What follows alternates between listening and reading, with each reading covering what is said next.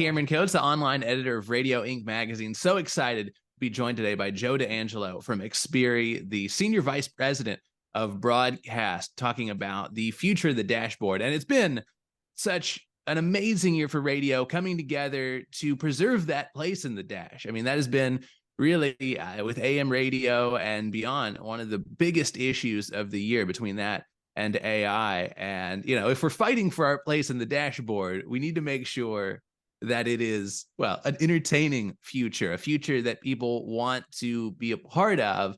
And I know with Xperi, you guys are working on some amazing stuff. Of course, you've got a great pedigree with audio. Yeah. Well, thanks, Cameron. It's great to be here, and thanks everyone for joining. It has been a heck of a year for radio, a lot of trials and tribulations, but I think we're closing out the year in an extremely strong position, especially as it comes to audio in the connected car. And I think we're going to get into some of those advancements, what they mean for broadcast radio, and more importantly, your audience, and give you an additional couple of insights into some emerging trends in the media landscape in the car that are things this industry definitely needs to be aware of. Yeah, because there are some things coming that are going to be game changers, and either, you know, radio can adapt or stay on the same course and see what happens. Yeah, there's a lot that radio is going to be able to exploit. So should we jump into it? Let's go for it. Okay, share my screen. After COVID, I should know how to do this. So hopefully everyone's seeing my screen. And I'm going to start with a brief introduction because, you know, I saw a lot of familiar faces on the list. But in case there's anyone who isn't familiar with Xperi, I wanted just to introduce the company. We're basically a technology company that focuses on really enhancing media consumption across a variety of platforms, whether it's home, mobile, or car. A couple of years ago, we acquired TiVo, which really expanded our offering in the home video space. And the advances we've done in the connected car, building off of our HD radio legacy, have really been substantial. That's where I sit. Radio is seen as such an integral part of the automotive media experience that our radio business actually sits within our connected car business unit. We offer a broad portfolio of technologies to the broadcast industry. Started with HD radio, now, you know, deployed on 2,600 radio stations, available in over 100 million cars in North America. But we also support some infrastructure platforms, AIM Rapid for metadata, TiVo for music metadata to enhance the user experience. We build apps for radio stations around the world, and DTS AutoStage, which is really what we're going to focus on today, which is our connected car radio platform. So before we jump into that, well, here's a little more detail on our automotive pedigree. For those of you who aren't familiar with what we do on the automotive side, we do have 100 million cars with HD radio, but we've got an additional 50 million cars on the road with legacy DTS technology, audio post-processing, things like that. And we work with the entire ecosystem, which is really important when you think about how we are trying to deploy technology in the car that advances radio. We have relationships with the ecosystem and have demonstrated success in deploying those technologies. And radio is by far our leading media platform. Which is really heartening to see. You know, everyone considers the automakers have already written radio off, but it is good to see they are playing ball on at least a certain level. Yeah, they're absolutely innovating around radio. And I think what makes radio, and specifically the relationship with Xperi, attractive to them is we are not dictating a lot of how services look and how they operate like Amazon, Google, and Apple are doing. They're really restricting a lot of the creativity in the automotive space. We allow automakers to really design their own look and feel for radio and AutoStage, which you'll see they've been able to really embody their design styles in how they present the media. But let's get into some trends. So this probably isn't surprising, but really what's driving the innovation and kind of the disruption in the dash is a convergence of three things. It's connectivity. Cars are almost 100% connected at this point, certainly new cars. The emergence of new technology to take advantage of that connectivity, and then a wide range of new content offerings. And I'm going to touch on those real quickly just to provide some landscaping.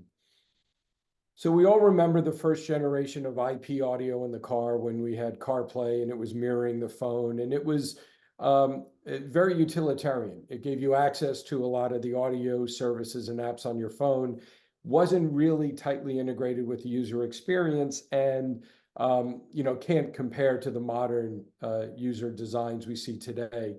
But over time, they've gotten better. The integration of CarPlay and Android for Auto looks much more native in the user interface of the vehicles, even though it's simply a mirroring technology, taking what's available on your phone and displaying some command and control functionality on the dashboard.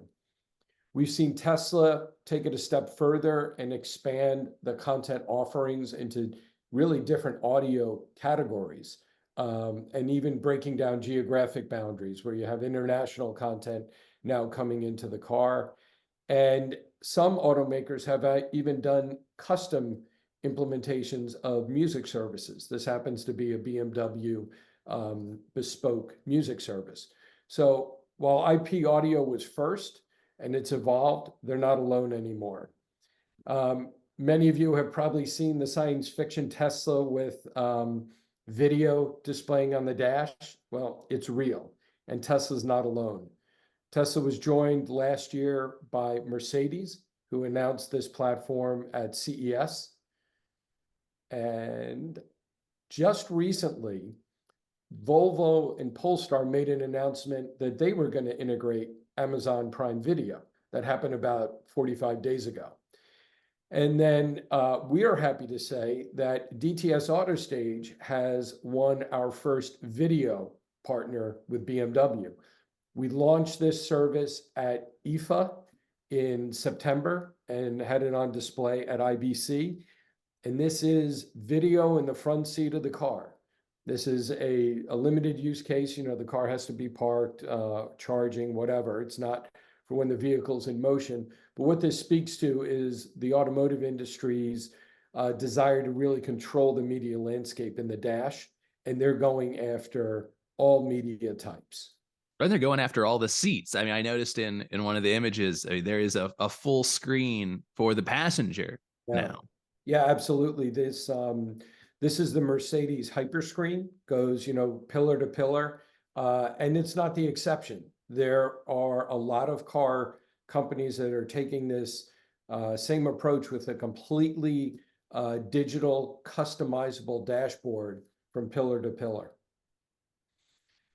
And just so we're not left out with competitive threats, gaming. Gaming is coming into the car. Again, Tesla was probably the first. BMW has also offered a gaming solution. There's a couple different categories of gaming where you have driver games, games that are designed to be minimally distracted, that the driver can interact with while they're actually operating the vehicles, all the way to this kind of immersive console type game where you're using your smartphone as the interface to play games in the car. And here's a Mercedes implementation of that same kind of hyper screen user experience. See, I know there are people though right now that we need this slide because there are people right now going like, okay, yeah, games while driving the car. People are going to be crashing all over the roads. Listen, I live in upstate New York. I believe, if given the choice between games or driving, most people would choose the games. But it is getting safer as automation comes into the vehicles. I mean, that's something we can't avoid. As slowly the vehicle is becoming less of a user experience and more of an Uber, if you will. Yeah, no, that's definitely true. And while this may seem like science fiction, and we definitely have to deal with driver distraction issues, the foundational technologies that's enabling all this, and really what the auto industry is preparing for, is level 4 and level 5 autonomy. And believe it or not, we're at level 3 right now, and we are moving to level 4. And all the companies listed below, that's just a sample of those that are really leaning into what initially was ADAS, the driver assistance systems, moving into this automation. And to me, the real telling thing as you migrate from level 3 to level 4 autonomy is in level 3, the human override is still required of all the technology. So you'll get that little reminder to put your hands on the wheels or you're drifting. In level 4, the human override is optional. So the car truly is taking over most, if not all, the operating responsibility for the vehicle. And, the question is, when do we really get there? And I don't know if it's going to be what the industry is targeting 2030 or 2040 or 2050. But what's important to this conversation is as they look at that cockpit and the driver workload decreasing, they're looking at the opportunity now to entertain the occupants of the vehicle with media that they curate, and most importantly, that they participate in the delivery, distribution, and monetization. And if you want a really cool demonstration of automation at work, not exactly Team Tesla, considering, they do actively want to get rid of AM, but if you go to CES or NAB, they have I forget what the name of it is, the tunnel that goes between one of the hotels and the convention center. And I did that at NAB last year, and it is pretty incredible. Yeah, I haven't done it, but the good news is all those Teslas do have HD radio and now AutoStage, to steal a little bit of the thunder coming down in next couple slides. But where I want to shift is now to a discussion of, if you accept that this is the dynamic, the environment that radio is going to compete in, how can radio compete? How can radio become an immersive, visual, engaging, intuitive user experience when historically it's been primarily a single medium? It's just been audio. Well, those days are really changing, and you're going to see it in DTS AutoStage. This is a platform that's going to allow broadcasters to leverage the connectivity in the car, improve discovery, make radio stations much easier to find, deliver an enhanced user experience, deliver additional content, lean into the holy grail of personalization and recommendations. And probably most exciting is right now you can learn and understand more about your audience in these connected vehicles than probably you ever thought was possible for broadcast radio. So how do we do all this? Well, AutoStage is basically a hybrid radio solution that combines broadcast radio, over-the-air broadcast audio and data services with IP delivered complementary content. And we do that to provide a rich and consistent user experience to the driver, to make sure that radio is as compelling, as discoverable as any of those other pure play DSPs, the digital service providers in the car. Why should the industry lean into it now? The cars are connected. The technology is there. The threat is there. And you should take advantage and leverage it. And the byproduct of that is this immediate access to analytics and your audience. Why AutoStage? There's a lot of unique things. There are a number of competing hybrid radio solutions out there. AutoStage is by far the most widely deployed, the only global solution out there. And what's unique about it is it's free to broadcasters and ensures broadcasters retain editorial control of all of the content that's wrapped around your audio programming. And I can't emphasize that enough in this day and age of deep fakes and AI generated content. The fact that we ensure that the voice and the presentation of content around your audio program is in the broadcaster's control, I think is critical. Yeah, I know there's a lot of fears about controlling that pipeline. And those have grown as I think broadcasters hand more off to more outside stages. So the more hands you can keep on the wheel, the better. Yeah, absolutely.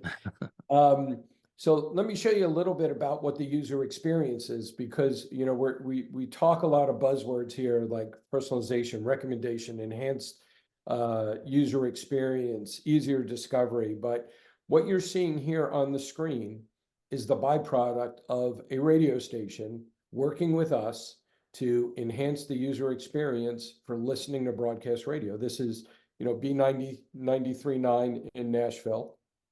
And what we've done is we've married their over-the-air signal. And I happen to be playing Thomas Rhett at the time we captured this screen image. What's Your Country Song was a cut that was playing. We added the artist imagery you're seeing in the background there, but we added a whole heck of a lot of other content that is very typical with pure play digital platforms, whether it's Apple Music, Amazon Music, Spotify, etc. The first that we've added is lyrics. We're the only licensed company that can deliver fully licensed lyrics into the car. We have deals with all the music publishers to deliver this content. And I think this is really unique. If you look at the bottom, I do a lot of work with songwriters, and the fact that the attribution to the songwriters is persistent on the screen, I think is really critical. Songwriters deserve to get the credit for the works they perform, and you get to read along with lyrics, not while you're driving yet, but eventually, and sing along with the song. So no excuses for getting the lyrics wrong when you're singing with your kids. So I saw it back there. There's a like it button. Does that go to the station, or is that a kind of a user preference thing? It eventually goes to the station. All of the content, and we'll get into this in a bit of the analytics, but all of the interaction with the radio and the radio station content is done between the vehicle and Xperi. And then what we do is we collate and aggregate all that content, and then we present it back to the radio station. So yeah, the like button is there to basically give program directors a little bit of insight about how the songs are performing. You'll see later also that we do present a list to program directors of the most listened to songs. So even if you're not interacting with the display to indicate you like the song, the act of listening to the song is recorded and is reported back to the station. So then, radio at its core is local. So we figured what better, additional piece of information than to deliver some local events about the artist, or local events about similar artists that are, let's say, in the format of the radio station. So you can learn what's going on in your market. You're a music lover, you love Thomas Rhett. Here you can go see him in Birmingham, which is, not too far away from Nashville, but then he's popping into Nashville on the 29th and 30th. We provide the opportunity to view more details and even send the event information to your email or smartphone. So enhancing the opportunity to connect at a deeper level with the audio you're listening to. And I will pause to say that if you have any questions throughout this, of course, you can drop them into the chat, and we'll get to those towards the end of the presentation. Okay, and then here we have artist bios. As I mentioned, we merged with TiVo a couple of years ago. TiVo has one of the largest music metadata catalogs in the world. And so we've taken all the artist information that we have, and we're making that available to car companies as well to enhance the user experience and get even that deeper connection to the artist. And then the final piece I'm going to show you is, well, two things actually: recent news for the artist, and then we have it live in cars. So that's kind of our reference user interface, what you were seeing there. That's where we basically expose all the capabilities that are currently commercially deployed. And what I want to show you is the actual deployment in a couple of the cars. So we launched with Mercedes back in 2020. They were our launch partners. It was initially available on a very affordable $150,000 S-Class. but has since migrated to a number of other platforms, the E-Class, the C-Class, across their electric vehicle lineup. And what you're seeing on both the instrument cluster above the steering wheel and the center stack is the radio user experience in Mercedes today on their MBUX system. This system, I think one of the first things I want to point out is the carousel of logos. This is now how you tune to a radio station. You swipe right, you swipe left, and you select your favorite radio station. That logo appears on the instrument cluster right above the steering column, and all the dynamic information about Live Now playing music gets displayed on the dash. Mercedes has also implemented lyrics. So if you hit one of those buttons along the bottom, you get the option to see a larger image of either the station logo or the album art and display the lyrics in the car. So it's very cool. This is broadcast radio enhanced with some IP content. So what about stations that don't submit their station image? Is one bold for them, or is it just the question mark on a gray screen? Or well, we basically have two approaches to curating and displaying broadcaster data.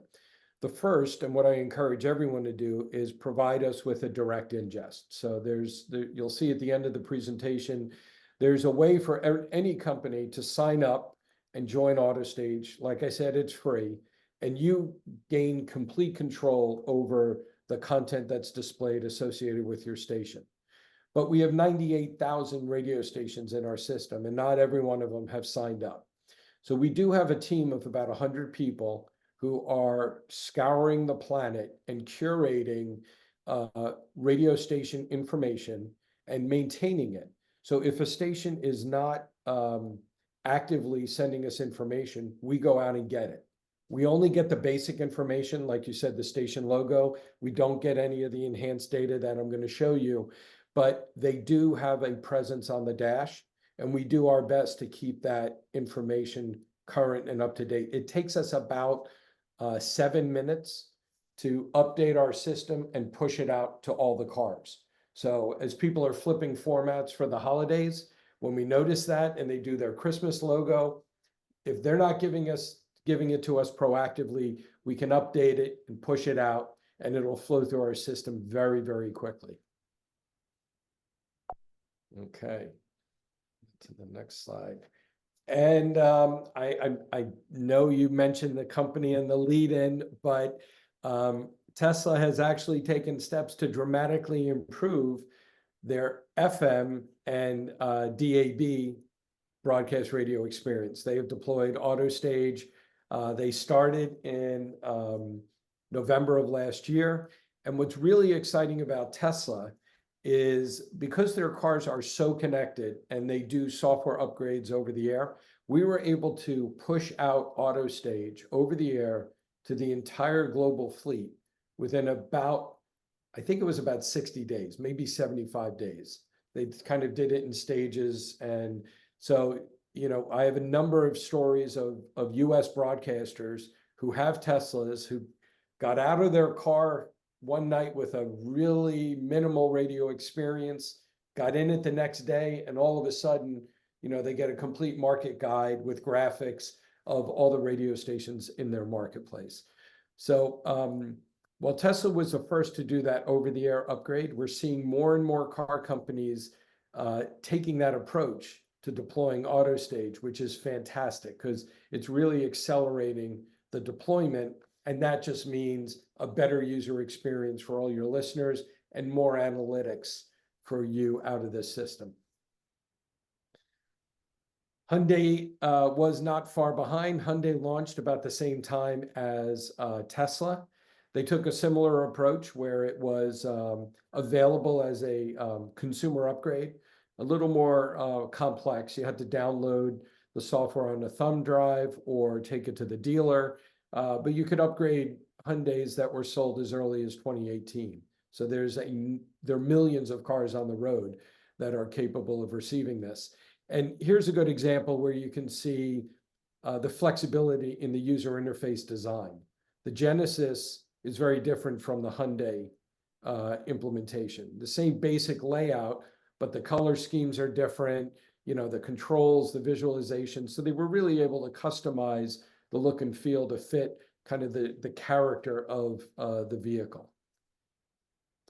And then most recently, this is at the Detroit Auto Show, we were able to see the first implementation by Ford Motor Company in their Lincoln vehicles. You can see another one of those amazing dashboards where it goes pillar to pillar. So this, again, is not just a Mercedes phenomenon. We're seeing this in multiple cases. And here you even see an additional screen just for climate control, vehicle control, and radio control in the center stack. So we're very excited to see that. Yeah, I'm glad that they put the middle screen in there so people aren't craning their necks to see Steve Miller Band and then sliding into a median. Yeah, it's well, you've got lane departure capabilities on the vehicle as well. So as I mentioned, the pace of adoption is accelerating tremendously. Started in 2020 with Mercedes, and you can see how we've moved through adding more and more vehicles. We will be announcing at least 2 more brands at CES. So that's brand 8 and 9.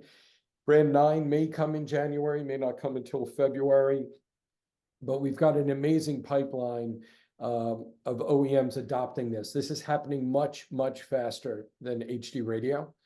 And we have the added benefit of those field upgrades. So we don't necessarily have to wait for every car to come off a production line before it's deployed with the technology. So broadcasters, you are going to have a completely different landscape of vehicles to address this time next year. Very, very exciting stuff. And so I know we've talked about this, but I'm excited about this, the insights that can provide, because I got to see this at NAB show. And, I spent about a decade in on-air and programming, and some of this stuff is absolutely insane. The information that it can provide. I know we touched on it with the like button for the songs, but the insights, this is crazy to me. Well, I have to thank Pierre Bouvard for his support in helping us understand what we could do with this data. Because these cars are connected, and what you're seeing on this global map, all those green polygons represent concentration of vehicles that are equipped with DTS AutoStage and are actively listening to radio. And we're getting insights into radio consumption globally that no one has ever seen before. And remember, we're only at 7 car brands right now, and we're at the early stages of the deployment. So the breadth and depth of radio consumption is only going to grow from here and give us even more and more powerful insights to help make really good radio and to sell advertising. But more importantly, to illustrate to the car industry that radio matters, that radio is being used. It deserves its place in the dash. It deserves to be enhanced and looked after. So just to run through a little of the stats, at the time we put this together, our last public announced number were 5 million cars on the road, supporting about 94,000 different radio stations across 144 countries. And because these cars are connected, we are able to measure time spent listening, but also deliver unique events to the car. And a unique event is most easily understood to be a song. When a song changes over the broadcast signal, we send new metadata to the car, the new album art, the new song title, whatever it might be. And the act of sending that new information is an event that we're able to measure and attribute to a radio station. And you'll see how powerful the combination of the connectivity and the simple act of delivering those events to enhance the user experience really are when it comes down to measuring and understanding engagement. But I wanted everyone to have kind of a foundational understanding of the scope of this ecosystem. This is global, the only one of its kind. Okay, so what do we do with all that? We tell you the story of your station. We tell you how your station is engaging with your audience. And like any good story, we answer 5 questions. Who's listening? Don't get your hopes up. I can't tell you specifically who the listener is, but I can tell you, where they are, when they were listening, how many were listening, and eventually what kind of car they're in, when they're listening, where they're listening, how they're listening. Is it analog? Is it AM? Is it AM HD radio? Is it an AM station on an HD2 multicast? And what programming they're listening to. And this is super exciting. I have an example of a Beasley station, and I know this is a Jersey station. I was informed I got that market wrong on the earlier country station. So my apologies to the audience. As I mentioned, we have 94,000 stations in our system, but you will see that this is a North Jersey station, and the measurement all begins with this user experience. This is broadcast radio. I can't emphasize that enough. This is what tuning into WJRZ looks like in a DTS AutoStage equipped car. So why should broadcasters join? I talked about control, visibility, editorial control, and we mean it. We have developed a set of tools, web-based tools, that allow broadcasters to control all of their content that's delivered into the vehicle on their behalf. Here you see Beasley's organizational page. It's the first 5 stations of over 90, because we include the HD2s and 3s, that they have registered with us and are integrated into AutoStage. You get a list of all your stations. You can see some initial ratings data. And then on the right side, you get to see a kind of a screen grab of what's being broadcast into the car, or sorry, what's being delivered into the car over the IP channel. So we're going to take a deeper look here into WJRZ. And this is so much fun. Anyone on the call who wants to look at their stations, just reach out to me and Juan. You'll see our emails at the end. So this is the landing page for the station. The first thing you'll see on the left side is all the static station information. This allows us to identify and present that graphical information on the dashboard to aid in discovery, in search, in filtering, in categorization. But this is where you initially control and manage your static information. The dynamic data is delivered through an API from the radio stations to us, but we want you to be able to see at a glance that information is coming through, and you can see and check for yourself, does it match what you're broadcasting over the air, right at this first landing page. And then the final thing you'll see is a little teaser, a little preview of the analytics. This is a representation of share and change in share, but we'll get into that in more detail. You simply click on this button, View Analytics, and it brings you to this next screen. And if you notice, there are 4 tabs in this screen. The first thing is station reach, then day part activity, heat map, and top charts. And I'm going to walk through kind of each one of them. This first one is representing the reach, or really share, for the station in its given market. And what's unique about AutoStage is we define the market. We let the actual vehicle behavior define the listening market. So we develop dynamic polygons that define a market based on where that signal is actually listened to.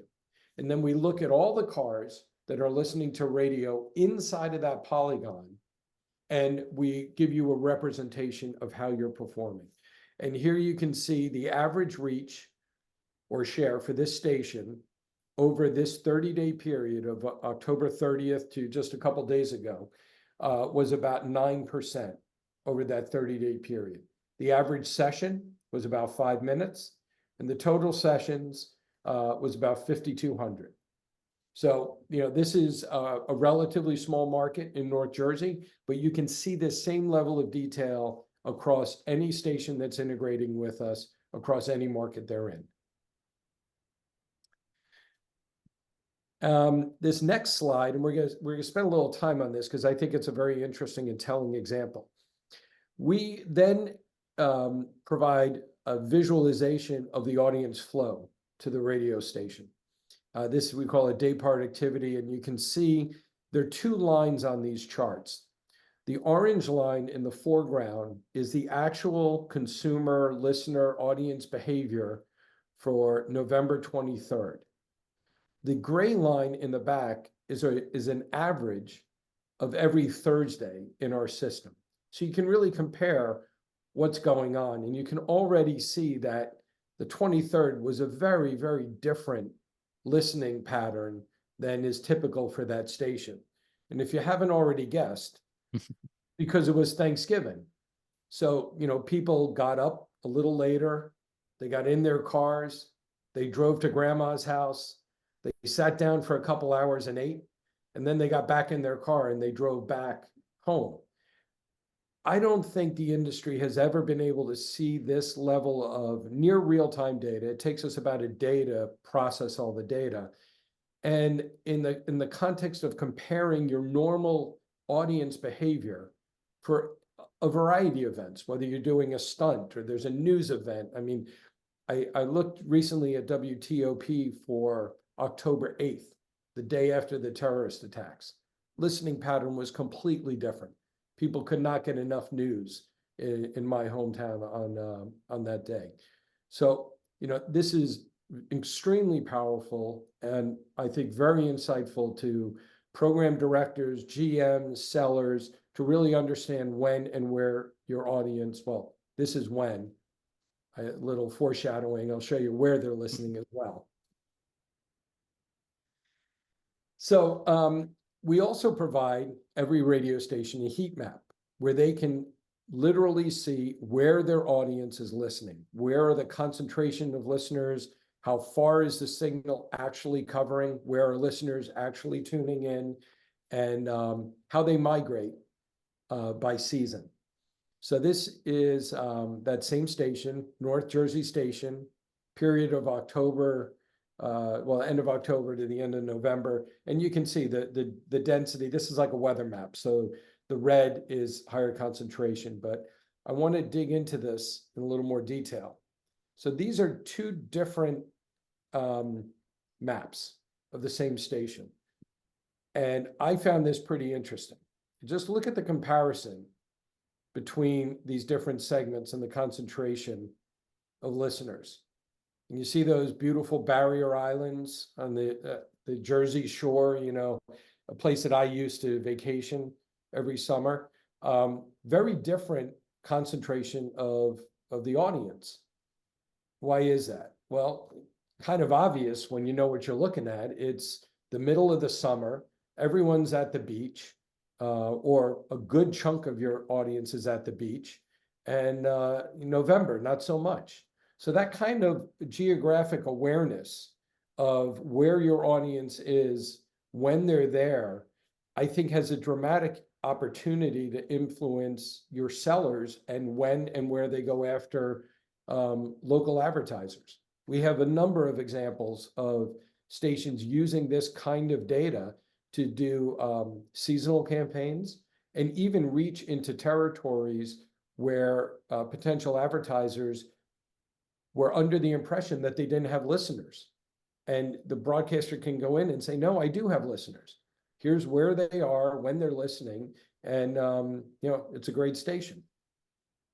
Now, can that go down to street level? I know that's kind of a more zoomed out approach. Yeah. You can zoom in. You lose a little bit of the resolution, but that is something that we're working on refining. I should mention, again, another shout out to Pierre, who's helping us. This is the first generation of these analytics. We're evolving this now to answer a lot of more specific questions for the industry that we hope to deploy in NAB next year. I mean, every time I put this in front of a broadcaster, they do exactly what you did. They say, can I see this? Can I see that? Can you give me more detail? Can you tell me who they are and how old they are?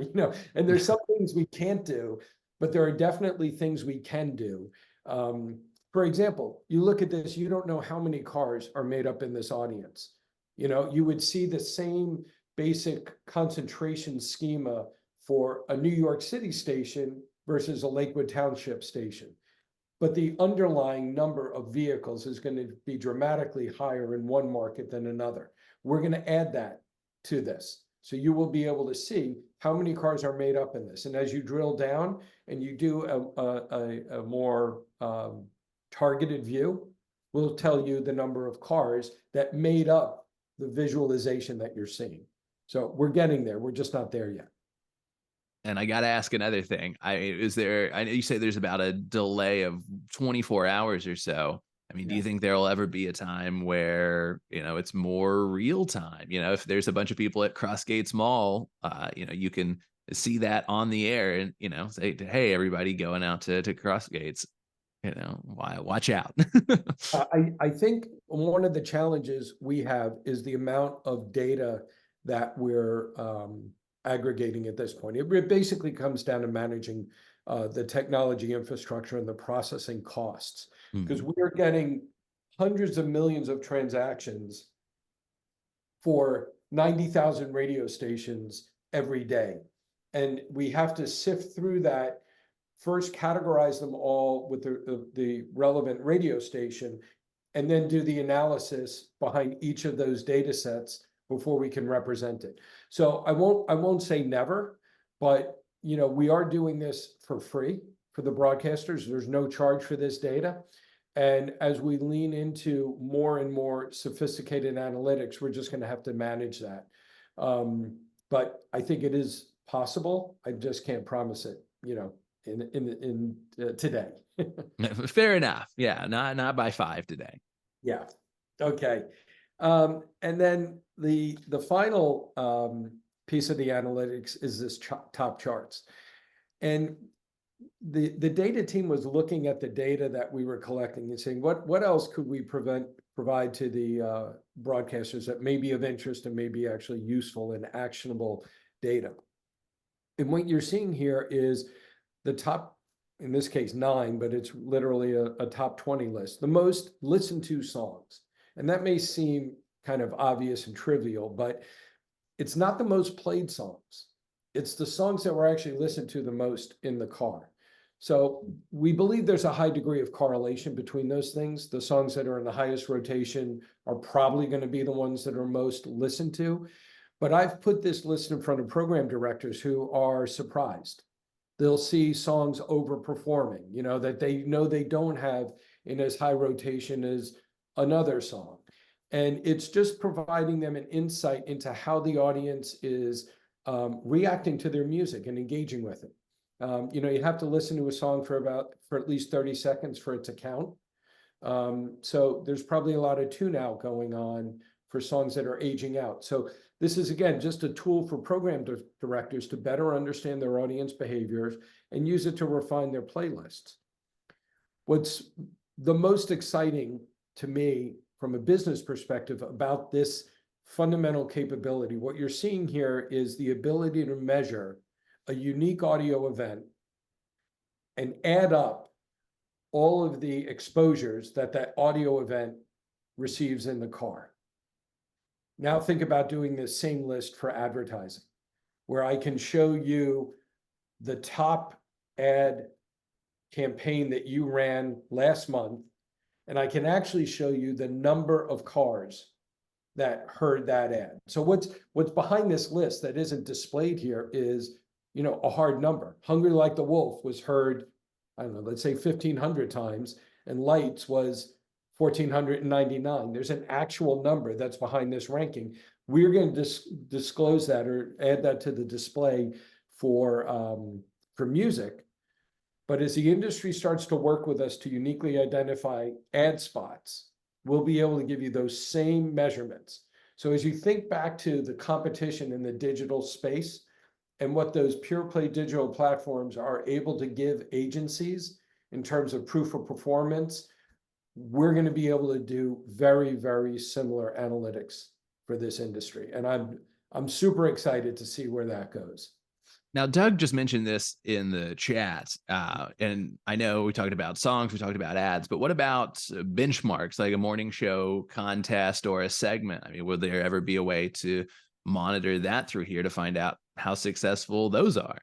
Yeah, there is. It's absolutely possible. But as I mentioned early on, I want to make sure the audience caught on to this. The unit of measure, the thing that we're able to actually increment and validate continued listening is dependent on the dynamic data that the broadcasters are sending us. The easiest thing for them to send right now is song information because there's automated databases, there's integration with the playout system. That's a very easy piece of dynamic data to send us. When you get into spoken word, whether it's news, talk, sports, interview, phone-in shows, whatever it might be, we still need that dynamic indicator around the show to measure the listening. And I'll give you an example of how NPR is working with us to do that. We've been working with a couple of the producers at like Morning Edition. Morning Edition is a little more, longer format than most commercial talk stations, but they have segment producers who are creating metadata around the stories and the segments that are contained in that show. So while it's not every 30 seconds or every 3 minutes, it may be every 5 minutes. They're sending us live data. And when they send us that data that describes a segment, we're able to start the clock, so to speak, on the measurement.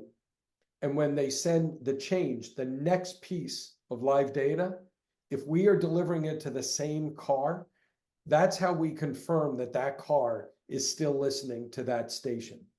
Hopefully that makes sense to everyone.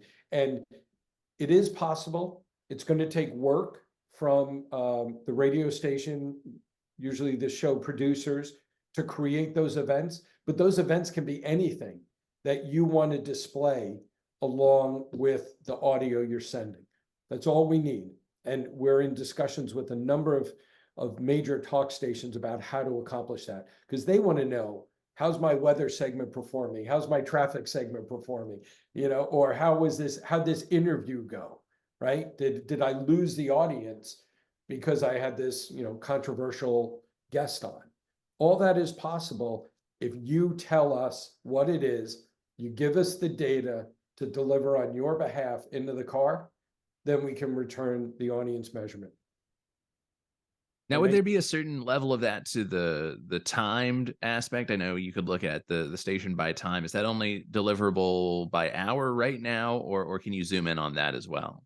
Yeah. So, well, right now, I think you hit exactly one of my improvement requests to the team. So you can see just by how we build these charts, we have the data literally by second. So the question is, in this world of crunching analytics and then generating visualizations of it, how complex is it to go down to deeper and deeper levels of granularity? So we have the data. I want to be able to represent this by quarter hour. And again, let's be able to click on this graph and see the actual number of listeners at any point in time. That's one of the requests I have into the team. The other thing we're looking at doing is trying to aggregate day parts, giving a visualization where you can easily look at your morning show all at once for one segment. Right now, it's just a 24-hour period. So there's a lot of kind of different ways to slice the data that we're literally working on right now. And we do have a team within the industry that is giving us guidance and feedback. Now let's go back to the heat map for a second, because we got a question from Joel asking if the heat map only reflects a data point when the radio is on, or if the radio is just there existing in the car. No, for us to know anything about the car, the radio needs to be on and it needs to be tuned to radio stations. Once that vehicle switches media types and goes to Sirius or CD or gets turned off, we lose complete visibility into the vehicle. I know we have about 10 minutes left, a little under that. So if you have any questions, feel free to drop those in the chat as well. But I know that if they want to get in contact with you or Juan, who was the one who gave me the presentation at NAB, I know that you can check that out right here. Absolutely. And I'm happy to take any questions if there are any. Hopefully we've piqued some interest.